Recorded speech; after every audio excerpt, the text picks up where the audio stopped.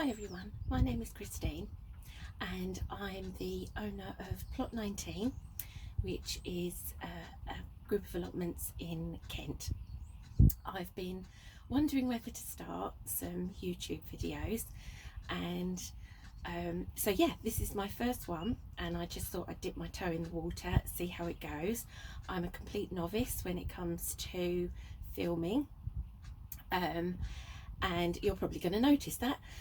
And I'm also pretty much a novice when it comes to allotmenteering and gardening.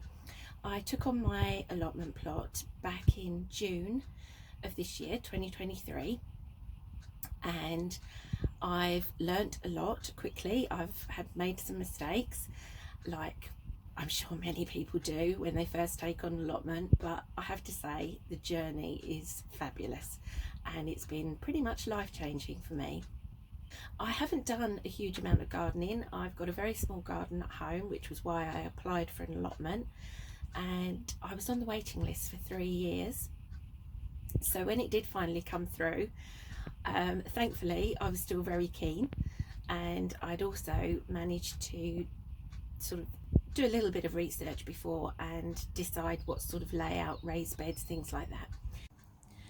So this is how my plot is looking on a rather wet New Year's Eve, and it goes just beyond my little green polytunnel greenhouse there, and on the left hand side I've got some dustbins there which I'm using as like a water saving, and to the left of me there's a lovely plot which is just dedicated to flowers, which, so you can imagine, when I took this on in the summer it was beautiful. My plot, I will put some pictures in to just give you an idea that it did not look like this. It was your typical take on allotment 6-foot weeds. So yeah, it took some clearing and it was daunting. I did get some help because it was just too much, and to be honest that was the best thing I could have done because it gave me a blank canvas to start. So that's how it's looking from inside my shed where I'm taking cover because it is raining, but I will brave the weather just to give you a little shot of what it's like looking down the plot into my shed.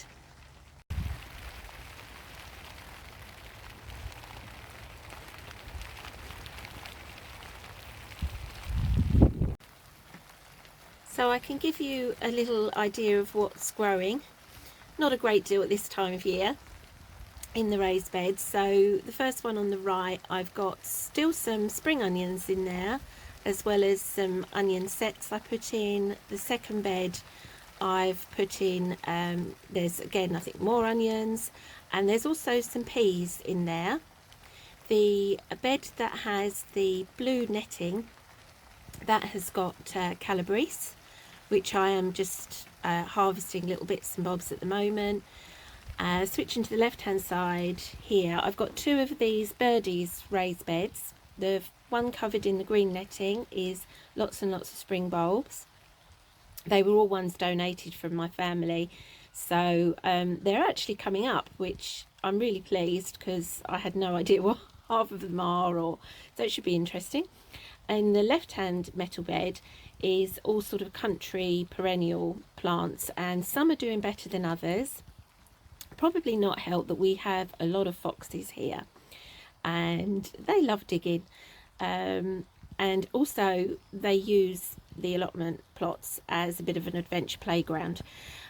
Before I put these metal cloche sort of tunnels, I used the traditional water pipe with some garden canes, and they would last one night because the foxes would use them as a bit of a trampoline, which, you know, I don't blame them. I absolutely adore the foxes, even though they create a little bit of work.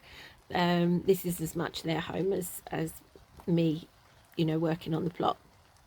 So those actual metal would you call them cloche frames? They're like little mini tunnels. They actually come from the First Tunnels, the company that make the amazing big polytunnels that I dream about.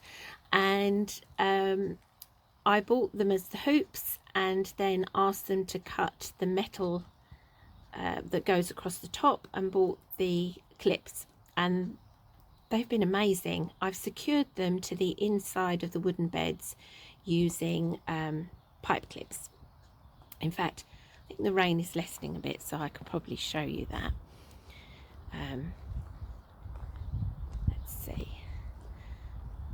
So yeah, I can just show you there. I've used some pipe clips, and that's working. That's securing them. And then in this bed we have more onions, and this is field beans, green manure. And then in these two beds, I think I could have overdone the onions. We have also got garlic, and this is my new tree, which is a Marjorie seedling plum tree. Again, we're not allowed to plant trees on our plot, but you can have them in pots. So I've got a small apple one as well. So this is walking back, and I apologise for water that's going to be possibly on the lens and my judgery camera work. I will be getting a tripod and various things if I can get my head around all this filming. So yeah, there's my little shed, and I've just got a few things growing here, some pansies and some snowdrops. And over here is my raspberry canes, which is what I came to do today, was to actually, I just popped them into pots because they're bare roots, but I really wanted to plant those up today, but I think the weather has thwarted me. So I'm back in my shed now because the weather's turned pretty bad. The heavens have opened, it's torrential rain.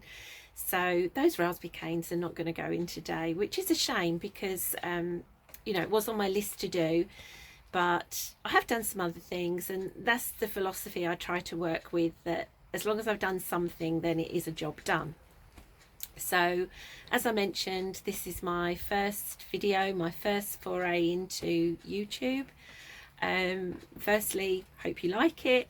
Secondly, please, any comments, advice, I'd love to receive. And yeah, I'll put it out there, and I hope that I can improve my filming. Editing is going to be a whole new learning curve as well, so that should be a new interesting one.